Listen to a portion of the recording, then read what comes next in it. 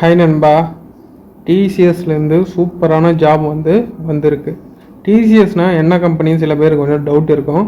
Tata consultancy services, அதான் டிசிஎஸோட full form. சில engineering கிராஜுவேட்ஸ்க்குலாம் இந்த கம்பெனியை பற்றி தெரிஞ்சிருக்க நிறைய வாய்ப்பு இது. ஏன்னா சில பேரோட ட்ரீம் கம்பெனின்னு சொல்லலாங்க. என்னன்னு பார்த்தீங்கன்னா, இது ஒரு ஐடி கம்பெனி. ஸோ அதுக்கான ரெக்ரூட்மெண்ட் தான் விட்டுருக்காங்க. அதை அப்படி நான் ஃபுல்லாக சொல்கிறேன். அதுக்கு முன்னாடி இப்போ தான் என் சேனல் ஃபஸ்ட் டைம் வரீங்கன்னா சப்ஸ்கிரைப் பண்ணி வச்சுங்க.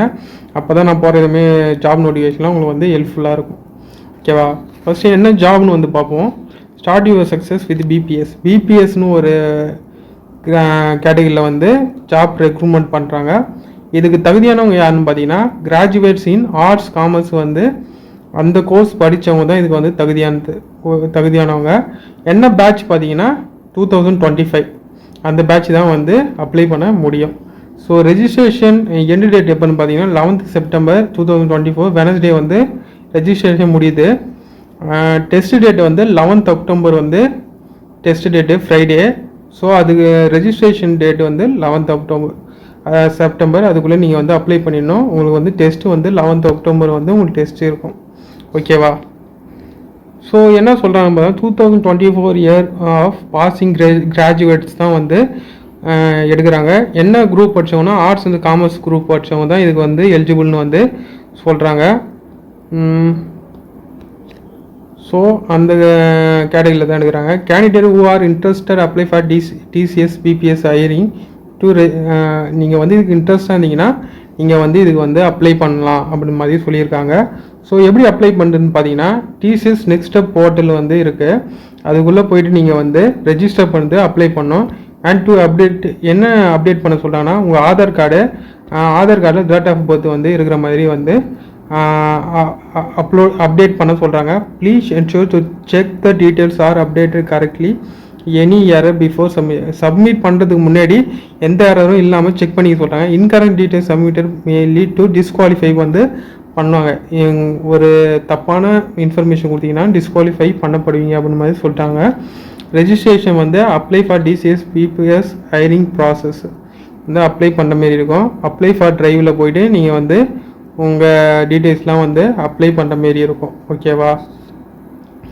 நெக்ஸ்ட் என்னென்னு பார்த்தா, செலக்ட் யுவர் மோட். என்ன மோடில் நீங்கள் டெஸ்ட் எழுத போகிறீங்க. Insert centre and choose your preferred test centre உங்களுக்கு நியர்பையில் என்ன டெஸ்ட் சென்டர் இருக்கோ நீங்கள் சூஸ் பண்ணி நீங்கள் அப்ளை பண்ணிக்கலாம். Confirm your status, check track your application.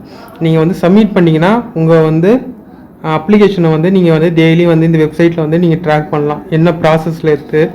So அதெல்லாம் நீங்கள் செக் பண்ணிக்கலாம். ஸோ நீங்கள் டெஸ்ட் சென்டர் ஃபஸ்ட்டு கொடுக்குறீங்கன்னா, ஃபஸ்ட்டு உங்கள் நியர்பையில் என்ன டெஸ்ட் சென்டர் இருக்கோ அதை நீங்கள் ஃபஸ்ட்டு கொடுக்குற மாதிரி இருக்கும். So you will not be able to select your prefer city if the seats are already full. ஏன்னா நீங்கள் ஃபஸ்ட்டு கொடுக்கணும், இல்லைனா சீட்டு ஃபுல்லாகிடுதுன்னா உங்களுக்கு தூரமாக இருக்கிற லொக்கேஷனில் தான் போடுவாங்க. You must have all your original documents. நீங்கள் ஒரிஜினல் டாக்குமெண்ட் எதுலாம் கொடுக்குறாங்க, 10th mark sheet, 12th mark sheet, graduation mark sheet, all semester mark ஷீட்லாம் நீங்கள் கொடுக்குற மாதிரி இருக்கும். இன்னொரு முக்கியமான இன்ஃபர்மேஷன் என்ன சொல்கிறாங்கன்னா, டிசிஎஸ் எந்த ஜாப் ஆஃபர்லாம் எதுவும் அவங்க உங்கள் நம்பருக்குலாம் சென்ட் பண்ண மாட்டாங்க. ஏதாவது உங்களுக்கு அவங்களுக்கு பற்றி என்ன அவங்களுக்கு கொஸ்டின் கேட்கணும்னா அவங்களோட வெப்சைட்டில் நீங்கள் டிக்கெட் ரைஸ் பண்ணி கேட்கலாம், இல்லைனா மெயில் ஐடியில் மென்ஷன் பண்ணி கேட்கலாம். டிசிஎஸ் ஆஸ்க் அவங்க எந்த பணம் அதெல்லாம் உங்களுக்கு டெபாசிட் பண்ண சொல்ல மாட்டாங்க. எல்லாமே ஃப்ரீ தான். இதில் நீங்கள் அப்ளை பண்ணுறதும் ஃப்ரீ தான். ஸோ ஃப்ரீயாக தான் எடுக்கிறாங்க. ஸோ யார் வேணாலும் அப்ளை பண்ணலாம். யாரும் காசு கேட்டாலும் அதுமாரி எதுவும் கேட்டாலும் நீங்கள் சென்ட் பண்ண வேணாம்னு அவங்களே மென்ஷன் பண்ணியிருக்காங்க. TCS is not associate with external agency. எந்த எக்ஸ்டர்னல் ஏஜென்சி எதுவும் கிடையாது.